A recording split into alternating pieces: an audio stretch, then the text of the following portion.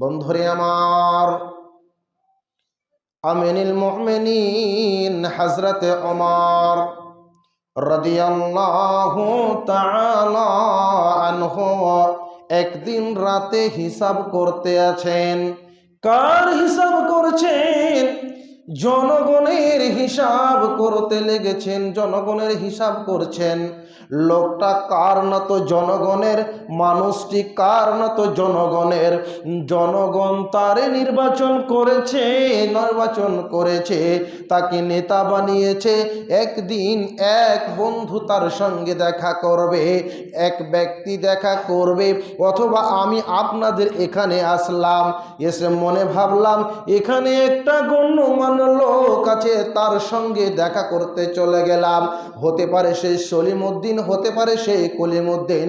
আপনি তার নেতা বানালেন, আর নেতা বানিয়ে শুনতে পেলাম নাকি সত্যবাদী নেতা নয়, পরায়ণ নেতা। আমি তার সঙ্গে সাক্ষাৎ করতে চলে আসলাম।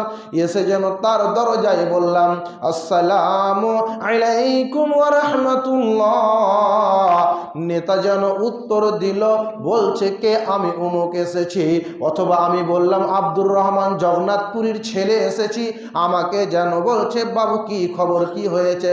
বলছেন আমি আপনার সঙ্গে সাক্ষাৎ করার জন্য আসলাম, আমি আপনার সঙ্গে দেখা করতে আসলাম। আমি দেখা করে আবার চলে যাব।